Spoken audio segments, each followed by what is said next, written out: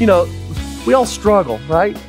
We all struggle with following his commands. I mean, there's some high commands in Scripture, that he makes of his disciples. I mean, they're big. I mean, I remember the guy that, he wanted to follow Jesus, but yet his dad passed away. And he said, hey, I want to go back and I want to bury him. And Jesus said, hey, let the dead bury the dead. You follow me now. I mean, those are tough. That Jesus calls us to this commitment, this devotion that's so much higher. That's tough. And we fail, many, many times of that. But the thing is, Jesus is not talking about perfection. Perfection in our obedience, perfection in our following as a disciple. He's simply telling us what discipleship means, what it costs. It involves following him. It means choosing to do or say what Jesus commands us to do or say and what he himself did, and looking to him for the power to carry it through. I think of the disciples that whenever they came across the multitude and there was all these people, it was late at night and they needed food and they're like, hey, Jesus, tell them to go away. Jesus says, no, you need to feed them. I mean, man, they had a choice to make. And sure, did they complain? They go, how are we going to do that? And, threw up all those things. But when Jesus said, hey, here's this food, feed them. They did it. They obeyed. Of course, they needed his power. They needed his strength. They needed him to provide for them to be able to do that. But that's what we need. As we follow him, he's going to ask us to do things that are beyond our ability, beyond our comprehension. But we need to simply obey and then depend on him for strength, for power to do what he's called us to do. That's what being a disciple is all about. Following Jesus, doing what he says, like love your enemy. It's not so easy. Pray for those who hurt you. Forgive those who offend you. Those are not merely wise and helpful words. They represent a way of life. A way of life that Jesus is setting out before us, to which we're expected to conform in the moment when we least feel like it. I mean, you don't feel like praying for your enemy whenever they've just, stabbed you in the back. When they've just failed you again, or they've just, slandered you again. It's not in that moment that you feel like praying for them, blessing them as Jesus says, but that's what he tells us to do. When we do not feel like obeying or forgiving or praying, he tells us to do it anyway. Be kind to the ungrateful and the selfish. I struggle with that one. I don't really want to be kind to someone who's ungrateful, to someone who's selfish. I want to put it back at them. I want to just, give them a taste of their own medicine. But yet Jesus tells us to do it anyway. Bear one another's burdens. Freely as you've received, freely give. I mean, those are the commands of Jesus. And if you're a disciple of Jesus Christ, you should follow them. That's part of the cost of being a disciple. Follow me means obeying these and all the many, many other exhortations of Scripture. We're to follow Jesus wherever he leads, no matter the cost.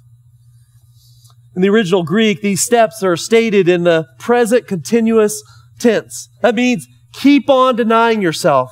Keep on taking up your cross. Keep on following me. It's not a decision of the moment, but it's a course of a llifetime.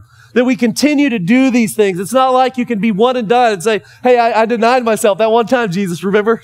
Man, I was so good. I humbled myself and I didn't, puff up in pride. Hey, Jesus, remember that time that this difficult situation came in my life and instead of being frustrated with it, I just really depended on you and walked through that situation and really, God, you showed me more of who I was and man, I need to depend on you. Hey, Jesus, remember that time when you told me to give at church, that I should give, give of the finances you give me. Remember that time where I put a $20 bill in the plate? Remember that, Jesus?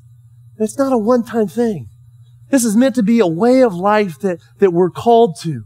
Not just a decision of the moment, but something to where we're denying our rights to ourselves. We're taking up our cross, accepting the incidents and circumstances which expose our pride and conceit, welcoming them, and then following him, doing what he says to do, looking to him for power to do it. This is not such an appealing path at times, right?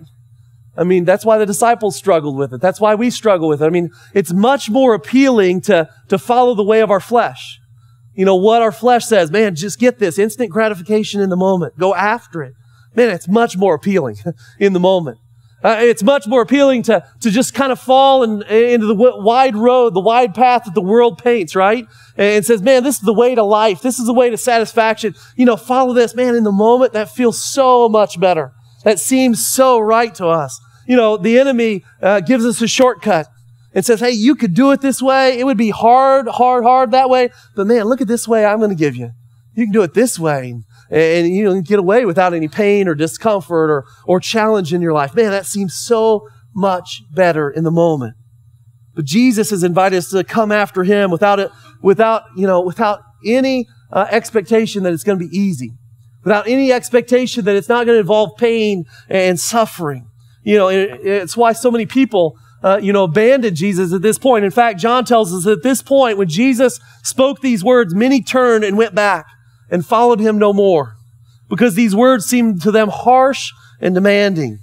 We should be grateful that Jesus was clear with us.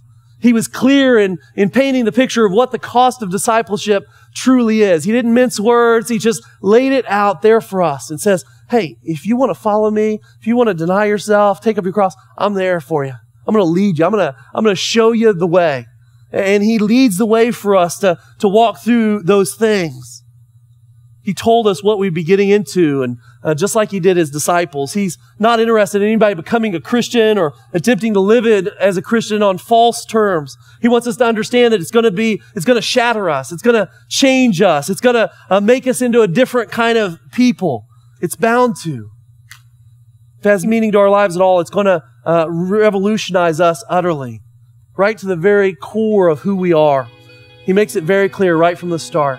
Disciples must die.